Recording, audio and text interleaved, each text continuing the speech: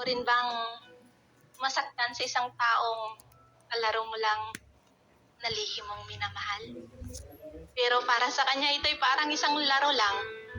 Tara, ako'y samahan niyo sa larong 90s Relate to Love. At ito'y pamamagatan kung kahit ako'y nasasaktan sa lihim na pagtingin. Hi, crush. Naaalala mo pa ba yung araw na naglaro tayo ng bahay-bahayan? Ikaw ang tatay, ako ang nanay. At yung mga anak natin na yung mga makukulit nating kalaro. Kaso si panahon ay mapagbiro. Nang biglang bumuhos ang malakas na ulan, kaya agad mong tinapos ang larong bahay-bahayan. Nakakapaghinayang dahil gusto ko pa naman sanang ikay mayakap at mahalikan. Ngunit sa paglipas ng segundo, ikay biglang tumayo at lumabas sa kunwari nating bahay kubo. At nagtampisaw sa ulan kahit ako'y nag-aalinlangan na baka ako'y pagalitan ng aking inahan. Pero para sa'yo aking minamahal.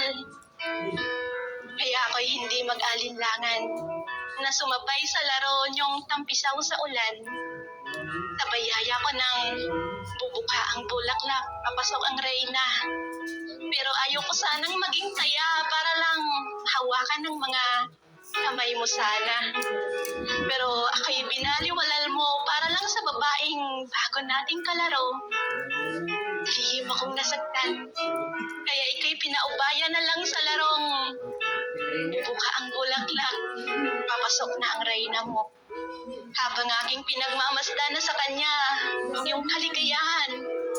Pero kahit ako'y nasasaktan, ayaw kitang sukuan, kaya sa larong patintero, alam kong sa larong ito dito ako mananalo. At ika'y aking masusolo. Kaya agad akong pumesto malapit sa'yo. At padipa-dipa upang harangan ka dahil gusto kong makuha ang atensyon mo sa larong ito. Pero biglang mo kong nilinlang upang ako iwasan at makasama ang lihim mong minamahal. Daya ng mundo, no? Siguro nga hindi talaga ako ang tinadhana para sa'yo. Dahil kahit anong papansin ko ay hindi mo nakikita ito. Nakatulad ng langit at lupa na laro, ikaw ang langit. Dahil kahit anong gawin ko, hindi kita kayang masungkit. Dahil ako ang lupa na pilit kang kinakamit kahit na paulit-ulit mong pinaparamdam sa akin ang sakit.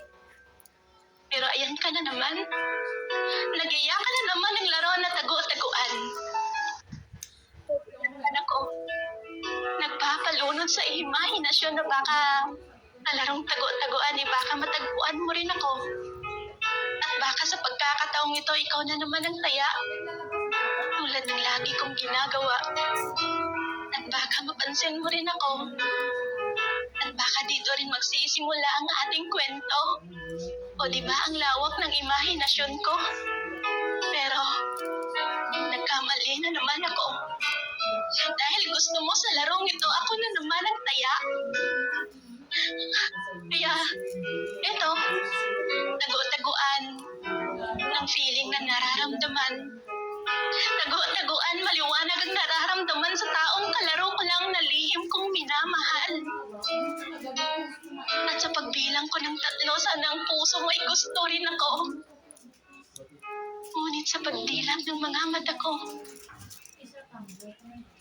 agad kong pinanaw ang pwesto mo kung saan ka nakatago. Ngunit ginawa mo lang akong kasangkapan sa larong ito dahil gusto mo lang makasama at masolo sa isang lugar ang babaeng gusto mo. Lagi kong tinatanong sa sarili ko kung ano bang meron siya na wala ako. Ako naman ang lagi mong kalaro. Na kahit lagi akong nasasaktan ay okay lang. Dahil tulad ng larong tumbang preso, kaya kong magsakripisyo na hawakan ng tsinilas sa harap ng nagbabantay dito. May ligtas ka lang. Dahil ayaw kong ikay mahirapan at masaktan. Ganon kita kagusto. Pero, udya ang manhin mo. Maglalaro pa ba ako ng habol-habulan kung doon pa lang sa bahay-bahayan ay kaligtasan ng aking kalaban? Sinubukan ko namang sabayan ang pagtampi sa ulan kahit ng kapalit nito ay mapalo ako ng ina ko sa puwetan. Upang mahal ay mapansin mo lang. Pero anong laban ko? Sa bubuka ang bulaklak, papasok ang reyna. Kung iba naman ang gusto mo maging reyna ng buhay mo. At sa larong patintero na halos nagkanda o gaga ako sa kakaharang sa'yo. Pero iniwasan mo pa rin ako. Sa langit at lupa pa kaya? Na hindi kita kayang abutin. Dahil ako ang lupa na hanggang tingin na lang ang kaya kong gawin. Pero sa larong tago-taguan, muli kang pinagbigyan. Pero iba ang iyong natagpuan. Kaya tama na. Huwag mo na akong yayain ng laro ng habol-habulan. Dahil alam mo kung bakit? Dahil pagod na akong maghabol sa taong lagi ako ang opsyon. At ito ang laro ng aking kapalaran sa taong pilit kong lihim na minamahal na dati ay kalaro ko lang. Na sa laro ko pinaparamdam ang aking nararamdaman pero pilit niyang iniiwasan. Kaya, sasara ko ng aking kapanata sa larong noong unang panahon na nilipasan na ng bagong henerasyon. Thank you.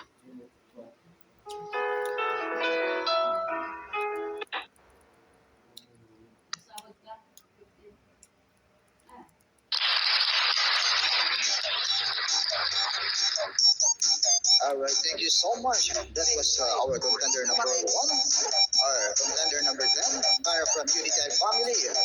Miss Nothing. Alright, so proceed tayo sa komento sa ng ating judge. Number 1, Miss Kapitan Vitas Vitas, open your mic para sa iyong komento.